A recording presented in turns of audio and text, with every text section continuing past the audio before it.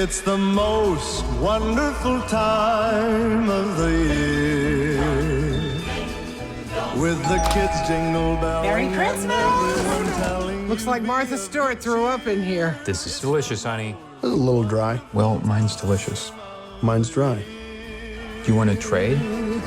It's Christmas. It's Christmas. It's Christmas.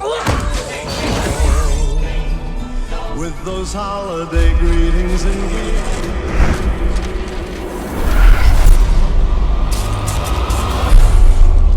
How we were going to survive Christmas with 12 people stuck in a house with no heat and no electricity. Or food. There's plenty of leftovers, Howard. Beer it is. You have comedy, you have drama, and when it comes to that, is it hard for you as an actress to get in both moods? Because obviously there are like some scenes where you're expecting some comedy and there's no comedy at all. No, not at all. I think they actually go hand in hand, and I think I love working on films where they both exist. I don't like it when it's like straight drama, it's too dry and there's no heart. And I think if comedy and drama, they're kind of twins, you know. I think it makes a story and a film feel more lifelike. But there were kind of choices to be made when we were making the movie in terms of how to play something. So within the first week, I had a scene where I did it like 3 or 4 different ways, and actually we came back to reshoot it because Mike, our director, he himself wasn't sure where to place it. It's the weirdest thing. There's no cars, no people. How long can this keep up?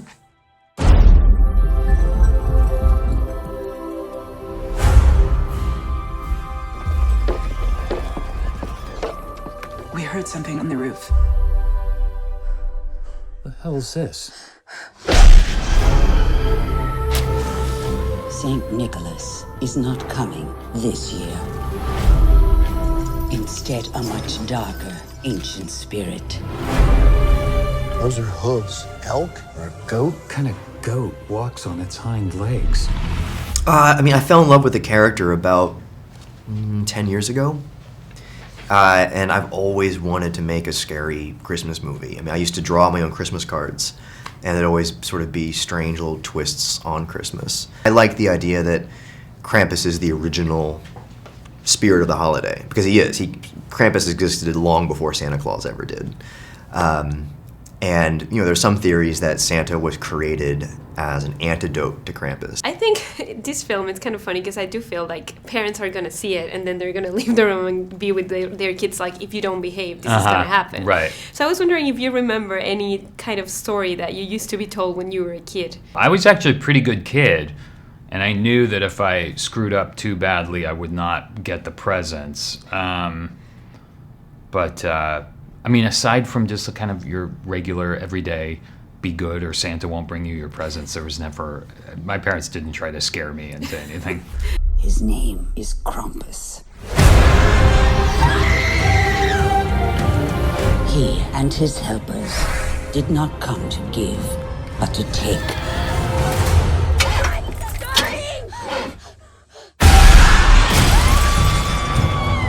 Everybody, hold on to each other.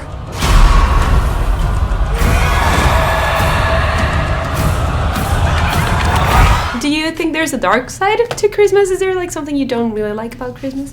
There's always a dark side to everything. That's life, I think it's very commercialized, and that's essentially what the film is about. It's these families kind of missing the idea of what the holidays are about, and in a very kind of confronting way, they learned to bond again and to appreciate each other. Well, I think, Michael says, Christmas is really weird. There's a large man in a red suit who sneaks into your house at night, eats a cookie, and leaves presents. That's a very strange tradition. And so, yeah, I think there's something dark about that. And I think there's a really Michael attacks it really interesting way in this movie, how he has a real sweet, innocent Christmas spirit to the movie, but there's a very dark undertone to it that I think everybody understands. In reality, is kind of what's portrayed at the beginning of the film, I think, is, the greed and sort of, fighting over who gets the Elmo doll, etc. I think that's a very real thing that we see every year, I totally agree with you. That's dark. We don't need that. He is the shadow of Saint Nicholas.